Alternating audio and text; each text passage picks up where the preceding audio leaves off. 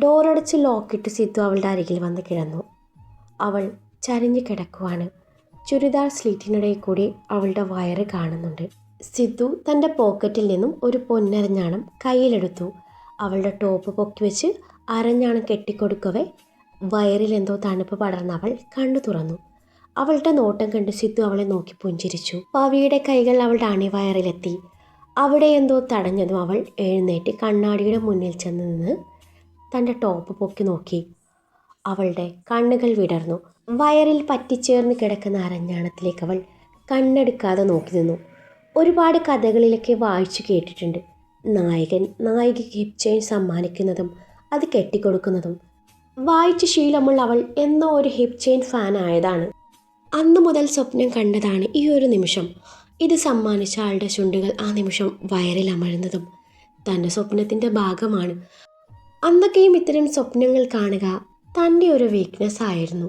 അല്ലേലും സ്വപ്നം കാണാൻ വലിയ ചിലവൊന്നുമില്ലല്ലോ. ഓരോന്ന് ഓർത്തുകൊണ്ട് അവൾ തൻ്റെ വയറിൻ്റെ ഭംഗി നോക്കി നിന്നു. വയറിന് ഒന്നുകൂടി ചന്തം വന്നതുപോലെ അവൾ തിരിഞ്ഞും മറിഞ്ഞു നിന്ന് ഭംഗി നോക്കി കാണുകയാണ്. പെട്ടെന്നാണ് സിദ്ധു മുറിയിലുണ്ടല്ലോ എന്നൊരു ബോധം വരുന്നത്. അവൾ ധൃതിയിൽ തൻ്റെ ടോപ്പ് താഴ്ത്തി വെച്ചു. അവനാണെങ്കിൽ അവളുടെ ചേഷ്ടകളൊക്കെ നോക്കി കട്ടിലിൻ്റെ ഹെഡ് ബോർഡിൽ ചാരി നിന്നിട്ടുണ്ട്. ചമ്മൽ മറച്ചു പിടിച്ചു അവൾ ഗൗരവത്തിൻ്റെ മുഖംമൂടി അണിഞ്ഞു. ഇഷ്ടായോ നിനക്ക് എന്നുള്ള അവൻ്റെ ചോദ്യം കേട്ടപ്പോൾ പെരുത്തിഷ്ടായി എന്ന് പറയാൻ വേണ്ടി നാവ് പൊങ്ങി വന്നതാണ്. അങ്ങനെ ഇപ്പോൾ അവൻ ഇത് കേട്ട് സുഖിക്കണ്ട എന്ന് കരുതി, കുഴപ്പമില്ല, ഞാൻ ഒരു ഹിപ്പ് ചെയിൻ ഫാനൊന്നുമല്ല, എനിക്കേ ഇത് കെട്ടിയാൽ ഭയങ്കര ചൊറിച്ചിൽ വരും എന്നും പറഞ്ഞ് അവനെ ചൊറിയാനുള്ള തയ്യാറെടുപ്പ് തുടങ്ങി. അവളുടെ മറുപടി കേട്ട് അവൻ്റെ മുഖം വാടി. അതവൾ ശ്രദ്ധിച്ചതുമാണ്. ഇത്രയും നേരം തന്നെ തീറ്റിച്ചതല്ലേ, ഇത്തിരി വിഷമിക്കട്ടെ അവൾ കരുതി. നീ ഇത്രയും നേരം എവിടെയായിരുന്നു എന്നുള്ള അവളുടെ ചോദ്യം കേട്ട് എന്ത് മറുപടി പറയണം എന്നറിയാതെ അവൻ കുഴങ്ങി. ഒടുവിൽ വായിൽ വന്ന നുണയങ്ങ് വെച്ച് കാച്ചി. വെറും നുണയല്ലായിരുന്നു. ഇന്ന് ബായെ കണ്ടത് മുതൽ മനസ്സാകെ അസ്വസ്ഥമായിരുന്നല്ലോ. അപ്പോൾ പിന്നെ ഒന്ന് റിലാക്സ് ആവാൻ വേണ്ടി ഒരു സോളോ മൂവിക്കങ്ങ് പോയി. അതിലെ സംഭവബഹുലമായ നായകൻ്റെ കൂട്ടുകാരൻ്റെ അച്ഛൻ്റെ ആക്സിഡൻ്റ് രംഗം വിത്ത് സാഡ് എക്സ്പ്രഷൻ അങ്ങ് വെച്ച് കാച്ചി. രണ്ടും കൂടി ആയപ്പോൾ എന്തോ പവി അത് വിശ്വസിച്ച മട്ടാണ്. അവളോട് കള്ളം പറഞ്ഞത് മനഃപൂർവ്വമല്ലായിരുന്നു. ദൂരങ്ങൾ താണ്ടി ആ പണപ്പെട്ടി ഏൽപ്പിക്കാൻ പോയതറിഞ്ഞ പെണ്ണ് തന്നെ വെട്ടിനുറുക്കി അച്ചാറിടുമെന്ന് അറിയാവുന്നത് കൊണ്ട് ചെറിയൊരു കള്ളം, അത്രയേ ഉള്ളൂ. അല്ലേലും ഒരു നല്ല കാര്യത്തിന് വേണ്ടി കള്ളം പറയുന്നതിൽ ഒരു തെറ്റില്ല എന്നാണല്ലോ കാരണവന്മാർ പറയുന്നത്. അവളുടെ ദേഷ്യത്തിന് ഒരു അയവ് വന്നെന്ന് തോന്നിയതും സിദ്ധു അവളുടെ അരികിൽ ചെന്ന് പിന്നിലൂടെ വന്ന് ഇറുകെ പുണർന്നു. അതെ, എനിക്ക് ശരിക്കും ഒന്ന് കാണണം, അവളുടെ പിൻകഴുത്തിൽ മുഖമിട്ടുരസിക്കൊണ്ട് അവൻ പറഞ്ഞു. എന്താ എന്ന പോലെ അവൾ നെറ്റിച്ചുളിച്ചു. കണ്ണാടിയിൽ കൂടി അവനെ നോക്കി. അരഞ്ഞാണം. അവൻ അവളുടെ കാതോരം ആർദ്രമായി മുഴഞ്ഞു. ശരിക്കും നോക്കാതെയാ വാങ്ങിച്ചേ? അവൾ ചോദിച്ചു. അത് പിന്നെ ശരിക്കും നോക്കിയിട്ട് തന്നെയാണ് വാങ്ങിച്ചേ. എനിക്ക് കാണേണ്ടത് നിന്റെ അരയിൽ കെട്ടിയിട്ടാണ്. അവൻ അവളുടെ കഴുത്തിലെ ഞരമ്പിൽ ചെറുതായി കടിച്ചു. ആ, എന്താ ഇത്? എനിക്ക് നൊന്തുട്ടോ. എനിക്ക് കാണണമെന്ന്. നേരത്തെ കെട്ടിത്തരുമ്പോൾ കണ്ടില്ലേ? എവിടെന്ന്? അപ്പോഴേക്കും നീ എഴുന്നേറ്റില്ലേ?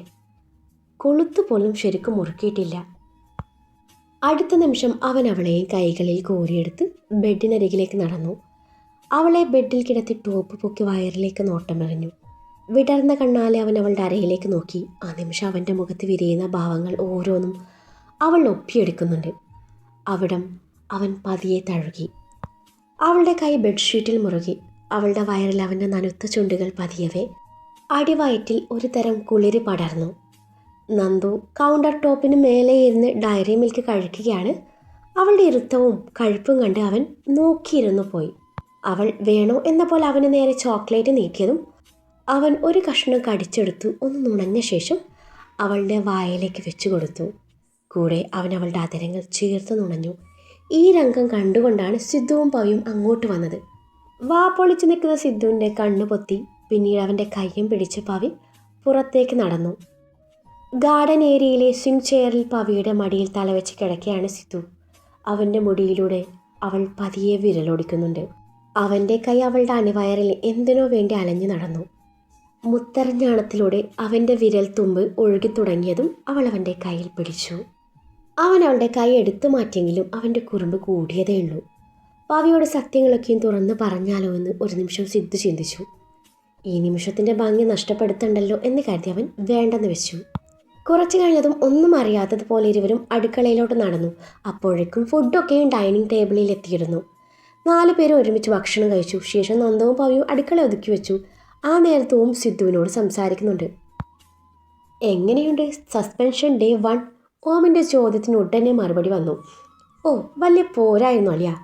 ഇതിപ്പോൾ ഒറ്റയ്ക്ക് കിട്ടിയ സസ്പെൻഷൻ അല്ലേ, അവന്മാർ കൂടി ഉണ്ടായിരുന്നെങ്കിലേ പൊളിച്ചേനെ എന്നുള്ള സിദ്ധുവിൻ്റെ പറച്ചിൽ കേട്ടവും അവനെ വല്ലാത്ത ഭാവത്തിൽ നോക്കി. നീയും അക്ഷയും തമ്മിൽ എന്താ ബന്ധം? ഓമിൻ്റെ അടുത്ത ചോദ്യത്തിന് മുന്നിൽ സിദ്ധു പതരാതെ പേടിച്ചു നിന്നു. ആ നാറിയുമായി എനിക്കൊരു ബന്ധവുമില്ല, സിദ്ധു പറഞ്ഞു. പിന്നെ എന്തിനാണ് നീ അവൻ അടിച്ചത്? അവൻ്റെ ആ ചൊറിച്ചിൽ തീർത്തു കൊടുക്കാനേ അങ്ങനെ ചെയ്യേണ്ടി വന്നു. എൻ്റെ പെണ്ണിനെ ആരെങ്കിലും മറ്റേ കണ്ണി കൂടി കണ്ട അവൻ്റെ കണ്ണ് ഞാൻ ചൂഴ്ന്നെടുക്കും. സിദ്ധു തന്നെ മുഷ്ടി ചുരുട്ടി പിടിച്ച് ദേഷ്യം നിയന്ത്രിച്ചു. പിന്നീട് ഓം അവനോടൊന്നും ചോദിക്കാനോ പറയാനോ നിന്നില്ല. ഇതേ സമയം മറ്റൊരിടത്ത് എങ്ങനെയെങ്കിലും സിദ്ധുവിനെയും ഭായയെയും തമ്മിൽ തെറ്റിച്ചു ആ സ്ഥാനത്ത് തനിക്ക് കയറി പറ്റണം എന്നൊരു ചിന്തയായിരുന്നു അക്ഷയിൽ. സിദ്ധുവാണ് തന്നെയും ഭായയും തെറ്റിച്ചത്. പണത്തിൽ താൻ കാട്ടിയ കൃത്രിമം ഭായ്ക്ക് മുന്നിൽ കാട്ടിക്കൊടുത്തതും സിദ്ധുവാണ്. തെറ്റ് ചെയ്തവർക്ക് ഭായ് ഒരിക്കലും മാപ്പ് കൊടുക്കാറില്ല. അതോടെ തൻ്റെ സ്ഥാനം വെളിയിലായി. സിദ്ധുവിനെ തകർക്കാൻ വേണ്ടിയാണ് താൻ ഈ കോളേജിൽ വന്നത് പോലും. അങ്ങനെയാണ് അവൻ്റെ പെണ്ണ് തൻ്റെ മുന്നിൽ വന്നു പെടുന്നത്. എത്രയോ പെണ്ണുങ്ങളുടെ കൂടെ താൻ കഴിഞ്ഞിട്ടുണ്ട്. പക്ഷേ പല്ലവി, അവളെപ്പോലൊരു പെണ്ണിനെ താൻ ആദ്യമായി കാണുന്നത് പോലെ. ഒറ്റ നോട്ടത്തിൽ അവളോട് തോന്നിയ അടുപ്പം. പിന്നീട് അവൾ സിദ്ധുവിൻ്റെ പെണ്ണാണെന്ന് അറിഞ്ഞപ്പോൾ അവൾ എങ്ങനെയെങ്കിലും തൻ്റേതാക്കണം എന്നൊരു വാശി. സിദ്ധുവിനോട് ഇത്തരത്തിലൊരു പ്രതികാരം അതായിരുന്നു മനസ്സിൽ. സിദ്ധുവിനെ തകർക്കണമെങ്കിൽ അവൻ്റെ പ്രാണനായ പെണ്ണിനെ അവരിൽ നിന്ന് അകറ്റണം. അതോടെ അവൻ മാനസികമായി തകരും. അതോടെ സിദ്ധുവിനെ കീഴ്പ്പെടുത്താൻ എളുപ്പമായിരിക്കും. അതിനുള്ള ആദ്യപടി സിദ്ധുവിൻ്റെ അച്ഛനിൽ നിന്ന് തന്നെ തുടങ്ങാം. തനിക്കറിയാവുന്ന കാര്യങ്ങൾ എത്രയും പെട്ടെന്ന് സിദ്ധുവിൻ്റെ അച്ഛനെ അറിയിക്കണം. ഒപ്പം സിദ്ധുവിനെ പറ്റി തനിക്കറിയാവുന്ന രഹസ്യം പല്ലവിയെയും അറിയിക്കണം. രണ്ടും കൂടി ആയാൽ ഡബിൾ സ്ട്രോങ്. ഓരോന്ന് ഓർത്തുകൊണ്ട് അക്ഷയ് കയ്യിലെ മദ്യത്തിൻ്റെ കുപ്പി അപ്പാടെ വായ്ക്കുള്ളിലേക്ക് കമഴ്ത്തി. പവിക്ക് വേണ്ടി പലപ്പോഴായി വാങ്ങിച്ചു വെച്ച ഗിഫ്റ്റുകളൊക്കെയും ഓം നേരത്തെ തന്നെ അവൾക്ക് സമ്മാനിച്ചിരുന്നു. അതിൽ നിന്ന് ഒരു മനോഹരമായ ധാവണി എടുത്ത് ധരിച്ചു കണ്ണാടിൻ്റെ മുന്നിൽ വന്ന് നിന്നു. ഭംഗി ആസ്വദിക്കുന്ന നേരത്താണ് സിദ്ധു അങ്ങോട്ട് വരുന്നത്. സിദ്ധുവും കുറച്ചു നേരം അവളുടെ അഴക് നോക്കി നിന്നു. പിന്നെ അവൾ കണ്ണാടിയുടെ മുന്നിൽ നിന്ന് തിരിഞ്ഞും മറിഞ്ഞും ഒക്കെ നോക്കുന്നുണ്ട്. അതൊക്കെ ഊരിക്കളഞ്ഞ് വന്ന് കിടക്ക് പെണ്ണെ. എന്നാൽ പിന്നെ നീ ഒന്ന് പുറത്ത് നിന്നേ. പുറത്ത് നിൽക്കാനൊന്നും പറ്റില്ല, നീ മാറിക്കോ. ഞാൻ വേണേ കണ്ണടച്ചേക്കാം. അയ്യടാ, അത് വേണ്ട. എനിക്ക് നിന്നെ അത്രയ്ക്കങ്ങ് വിശ്വാസം പോരാ. ഓ പിന്നെ ഞാനൊന്നും കാണാത്തതാണല്ലോ അല്ലേ? ദാറ്റ് ടവൽ ഊരിപ്പോവൽ സീൻ ഞാൻ മറന്നിട്ടില്ല. നീ എന്തിനാ സിധു എപ്പോഴെപ്പോഴും അത് തന്നെ പറയുന്നേ? അവൾ കൃത്രിമ ദേഷ്യം കാട്ടി. ഉള്ളതല്ലേ ഞാൻ പറഞ്ഞുള്ളൂ. ഓ ആയിക്കോട്ടെ, ഇപ്പം നീ പുറത്ത് പോയേ. എടി, ഞാൻ നിൻ്റെ കെട്ടിയോനാ, അല്ലാതെ കാമുകനല്ല. എന്ത് തന്നെ ആയാലും നീ പുറത്ത് നിന്നേ പറ്റൂ. നിൻ്റെ ഉദ്ദേശമൊക്കെ എനിക്ക് മനസ്സിലാവുന്നുണ്ട്. എന്തുദ്ദേശം? അല്ല, ഞാനൊന്ന് ചോദിച്ചോട്ടെ, അതിന് മാത്രം നിനക്ക് എന്താ ഉള്ളത്? അവളുടെ കാതോരം വന്ന് അവൻ ചോദിച്ചു. സിദ്ധുവിൻ്റെ ചോദ്യം കേട്ട് പവിയുടെ മുഖം കൊട്ടക്കണക്കിന് വീർത്തു. നീ എന്താ ഇപ്പോൾ പറഞ്ഞേ? അവൾ അവന് നേരെ തിരിഞ്ഞു. കേട്ടില്ല? അതായതേ, നീ വിചാരിക്കുന്ന പോലെ എൻ്റെ കൺട്രോൾ കളയുന്ന വലിയ സംഗതികളൊന്നും നിനക്കില്ലെന്ന്. ഇപ്പോൾ കേട്ടോ? അത് ശരി, അങ്ങനെയാണല്ലേ? പിന്നല്ല. ആഹാ, നിന്റെ കൺട്രോൾ കളയാൻ പറ്റുമോന്നേ ഞാനൊന്ന് നോക്കട്ടെ. അതും പറഞ്ഞവൾ ധാവണിയുടെ ഷാൾ ഊരി അവൻ്റെ മുഖത്തേക്ക് വലിച്ചെറിഞ്ഞു. തൻ്റെ മുഖത്ത് നിന്നും ഷാൾ എടുത്ത് അവൻ അവളെ ഒന്ന് നോക്കിയതേ ഉള്ളൂ. അമ്മാതിരി ഹോട്ട് ലുക്ക്. കൂടെ നാഭിച്ചുഴിയുടെ മേലെ ചുറ്റിപ്പിണഞ്ഞു കിടക്കുന്ന അരഞ്ഞാണം. ചെക്കൻ്റെ കിളി മുഴുവൻ രാജ്യം വിട്ട് കാണും. എങ്കിലും അവൻ ഇതൊക്കെ എന്ത് എന്ന പോലെ ആറ്റിറ്റ്യൂഡ് ഇട്ട് ധാവണിയുടെ ഷോൾ തിരികെ അവളുടെ മേലേക്ക് തന്നെ എറിഞ്ഞു. ബെഡിൽ മലർന്നു കിടന്നു. അവൾ വിടാൻ ഒരുക്കമല്ലായിരുന്നു. അവൻ്റെ അരികിൽ വന്ന് അവൻ്റെ ഇരു സൈഡിലായി കൈകുത്തി നിന്നു. സിദ്ധു, കൺട്രോൾ കൈവിട്ട് പോവരുത്. ഇത് നിന്റെ അഭിമാന പ്രശ്നമാണ്. ബുദ്ധി അവനെ ശാസിച്ചു. അവളുടെ ഉദ്ദേശം മനസ്സിലായ സിദ്ധു അബദ്ധവശാൽ പോലും അങ്ങോട്ട് നോക്കിയതേയില്ല. അവൾക്ക് നേരെ അവൻ പുരികം പൊക്കി. ആ നിമിഷം അവൻ അവളുടെ നെറ്റിയിൽ നിന്നും മൂക്കിലൂടെ താഴേക്ക് വിരലോടിച്ചു. അന്നേരത്തെ അവളിലെ ഭാവം അവന് അന്യമായിരുന്നു. ഒടുവിൽ വിരൽത്തും അവൻ്റെ അതരങ്ങളിൽ എത്തി നിന്നതും അവൾ അവിടം പതിയെ തഴകി ആ വിരൽ തൻ്റെ അതരങ്ങളിൽ മുട്ടിച്ചു. അവൻ അപ്പോഴും ഏർപ്പിടുത്തം തുടർന്നു. കണ്ണടച്ചു കിടന്നു. അവളുടെ മുഖം വാടി. കുറച്ചു നേരം കഴിഞ്ഞ് സിദ്ധു കണ്ണു തുറന്ന് നോക്കുമ്പോൾ കാണുന്നത് ബെഡിൻ്റെ മറ്റേ സൈഡിൽ മുഖം തിരിച്ച് കിടക്കുന്ന പവിയാണ്. അവൻ അവൾ അടിമുടി ഒന്ന് നോക്കി. അവളിപ്പോഴും ധാവണിയുടെ പാവാടയും ബ്ലൗസും ഉടുത്തിട്ടാണുള്ളത്. അനാവൃതമായ ഇടുപ്പും പുറംകഴുത്തും അവൻ്റെ സിരകളെ ചൂട് പിടിപ്പിച്ചു. അവൻ അവളുടെ അരികിലേക്ക് നീങ്ങിക്കിടന്നു. ഇത്ര പെട്ടെന്ന് തോൽവി സമ്മതിച്ചോ? അവളുടെ കാതോരം ചേർന്ന് പതിഞ്ഞ സ്വരത്തിൽ അവൻ ചോദിച്ചു. സമ്മതിച്ചു, അവൾ മറുപടി പറഞ്ഞു. എന്നാ പിന്നെ ഇങ്ങോട്ട് നീങ്ങിക്കിടന്നൂടെ? എന്തിനാ?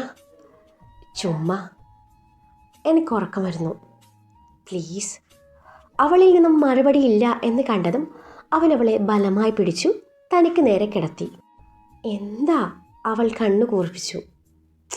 അവൻ ചുമൽ കുച്ചി. എന്നാ പിന്നെ കിടന്നൂടെ? അതല്ല, എൻ്റെ കൺട്രോൾ പോകുന്നുണ്ടോയെന്നൊരു സംശയം. അത് പറയുമ്പോൾ അവൻ്റെ കണ്ണുകൾ അവളുടെ മുഖത്ത് നിന്നും ദിശ മാറി സഞ്ചരിച്ചു. അവളുടെ ക്ലീവേജ് അവൻ കൊതിയോടെ നോക്കി നിന്നു. ഓ, അതിന് മാത്രം സംഗതികളൊന്നും എനിക്കില്ലല്ലോ. തൻ്റെ ബ്ലൗസ് പൊക്കി വെച്ചുകൊണ്ട് അവൾ പറഞ്ഞു. ആര് പറഞ്ഞു? അത് പറയുന്നതിനോടൊപ്പം അവൻ്റെ കൈവിരൽ അവളുടെ മൃദുലതയിൽ അമർന്നിരുന്നു. അവൻ്റെ ആ പ്രവൃത്തിയിൽ പവി ഒരു ഏങ്ങലോടെ അവൻ്റെ നഗ്നമായ നെഞ്ചിൽ കൈവച്ചു പോയി. ആ കൈവിരലുകൾ വിയർപ്പിൽ തണുത്ത് വിറച്ചിരുന്നു. അവ പതിഞ്ഞ നെഞ്ചിൽ നിന്ന് ഒരു തണുപ്പ് അവൻ്റെ ദേഹമാകെ നിറഞ്ഞു. പവിപ്പെന്നെ, എന്തൊരു മണാ നിനക്ക്! ആവേശത്തോടെ അതും പറഞ്ഞ് അവളുടെ കഴുത്തിടുക്കിലേക്ക് മുഖം അമർത്തിയപ്പോൾ കുറ്റിരോമം സമ്മാനിച്ച ഇക്കിളിയോടെ അവളൊന്ന് പുളഞ്ഞു. അവൻ വിട്ടില്ല. അവൻ്റെ കൈകൾ ദേഹമാകെ കുസൃതിക്കാട്ടി പാഞ്ഞു നടന്നു. അവയുടെ പ്രവൃത്തിക്കനുസരിച്ച് അവൾ തിരിയാനും പിടയാനും ഒക്കെ ശ്രമിച്ചു കൊണ്ടിരുന്നു. കഴുത്തിലെ വിയർപ്പ് കണങ്ങളെ നുണഞ്ഞു മതിയാവാതെ അവൻ നാവ് കൊണ്ട് അവിടമാകെ ഒഴിഞ്ഞുകൊണ്ടിരുന്നു. ഉമിനീരിൻ്റെ ചൂട് കഴുത്തിൽ അറിയും തോറും അവളുടെ വിരലുകൾ വിയർപ്പിനാൽ കുതിർന്നു. അവൻ്റെ നെഞ്ചിൽ അവൾ നഖം കൊണ്ട് പോറൽ വീഴ്ത്തിക്കൊണ്ടിരുന്നു. കഴുത്തിൽ നിന്നും അവൻ്റെ ചുണ്ടുകൾ കവിളിലൂടെ അവളുടെ ചുണ്ടിലേക്ക് ചേക്കേറി. ഇരു ചുണ്ടുകളെയും കീഴ്പ്പെടുത്തി അവൻ തൻ്റെ ചുണ്ടുകളാൽ അവയെ ബന്ധിച്ചു. ദീർഘചുംബനത്തിനു ശേഷം അവളുടെ ചുണ്ടുകളെ സ്വതന്ത്രമാക്കി. ചുംബനത്തിൻ്റെ ആലസ്യത്തിൽ തളർന്നു പോയവളുടെ നെറുകയിൽ അവൻ ചുംബിച്ചു. അവളുടെ കണ്ണുകളിൽ നോക്കിക്കൊണ്ട് ബ്ലൗസിൻ്റെ ഹുക്കുകൾ അടർത്തി മാറ്റവേ വേണ്ട എന്ന പോലെ അവൾ അവൻ്റെ കയ്യിൽ പിടുത്തമിട്ടു. ആ കൈയെടുത്ത് ചുംബിച്ചവൻ തൻ്റെ പ്രവൃത്തി തുടർന്നു. അരയ്ക്ക് മീതെയുള്ള ഉടയാടകൾ അടർന്നു പോയതും അവൻ്റെ ചുണ്ടും നാവും അനുസരണയില്ലാതെ മത്സരിച്ചു അവളിൽ ഒഴുകി നടന്നു. AC-യുടെ തണുപ്പിൽ അവൾ വിയർത്തൊളിച്ചു. വയറിൽ പൊടിഞ്ഞ വിയർപ്പ് കണങ്ങളെ അവൻ നാവ് കൊണ്ട് നുണഞ്ഞെടുത്തു. പൊക്കിൽ ചുഴിക്ക് ചുറ്റും നാവ് കൊണ്ട് ചിത്രം വരച്ചു. അവളിലെ നേരിയ എതിർപ്പുകൾ വകവയ്ക്കാതെ അവളിൽ ശേഷിക്കുന്ന ഉടയാടകൾ അവൻ അടർത്തി മാറ്റി. ചുണ്ടും നാവും മത്സരിച്ച് അവളിൽ ഒഴുകി നടന്നു. ഒടുവിൽ അവളുടെ സ്വകാര്യതയിൽ അവൻ എത്തി നിന്നു. നാവ് കൊണ്ട് അതിന് ആഴമളന്നതും അവളൊന്ന് പിടഞ്ഞു പൊങ്ങി അവൻ്റെ മുടിയിൽ പിടിമുറുക്കി. അവൻ തൻ്റെ പ്രവൃത്തി തുടർന്നു. അവളിൽ നിന്നും ശീൽക്കാരങ്ങളുടെ ശബ്ദമുയർന്നതും അവൻ തൻ്റെ നാവ് കൊണ്ട് അത് ബന്ധിച്ചു. കുറുമ്പോടെ അവൻ അവളുടെ മുഖത്തേക്ക് നോക്കിയതും അവൾ നാണത്താൽ മുഖം പൊത്തി. അവളുടെ ഇരു കൈയും ബലമായി പിടിച്ചു മാറ്റി അവളുടെ നെറുകയിൽ ചുംബിച്ചു തന്നോടടുപ്പിച്ചു. അവൻ ലൈറ്റ് ഓഫ് ചെയ്തു. എനിക്ക് വാഷ്റൂമിൽ പോകണം, അവൾ പതിഞ്ഞ സ്വരത്തിൽ പറഞ്ഞതും അവൻ ലൈറ്റ് ഓൺ ചെയ്തു. അവൾ ധൃതിയിൽ പുതപ്പ് കൊണ്ട് ദേഹം കവർ ചെയ്തപ്പോൾ അവന് ചിരിയാണ് വന്നത്. അവൻ്റെ ചിരി കണ്ട് അവൾ ചുണ്ടു കൂർപ്പിച്ചു. അന്നേരം അവൻ കണ്ണ് ചിമ്മി കാണിച്ചു. വാർഡ്രോബിൽ നിന്ന് ഒരു നൈറ്റി എടുത്ത് അവൾക്ക് കൊടുത്തു. അവൾ അതും എടുത്തിട്ട് വാഷ്റൂമിലേക്ക് നടന്നു. കഴിഞ്ഞുപോയ നിമിഷങ്ങൾ ഓർക്കവേ അവളുടെ മുഖത്ത് നാണം ഇരച്ചു കയറി. അവൻ്റെ മുന്നിൽ പോവാൻ ഒരു ചെറിയ ചമ്മൽ. ഇവിടെ നിന്നും നേരം വെളുപ്പിക്കാൻ ആവില്ലല്ലോ അവൾ ഓർത്തു. രണ്ടും കൽപ്പിച്ചു വാഷ്റൂമിൻ്റെ ഡോർ തുറന്ന് പുറത്തിറങ്ങി. അപ്പോഴേക്ക് അവൻ ഉറക്കം പിടിച്ചിരുന്നു. ആശ്വാസത്തോടെ നെഞ്ചിൽ കൈവച്ചു ബെഡിൻ്റെ മറ്റേ സൈഡിൽ മുഖം തിരിഞ്ഞു കിടന്നു. താങ്ക്സ്. ആർദ്രമായി അവൾ അവളുടെ കാതോരം ഒഴിഞ്ഞു.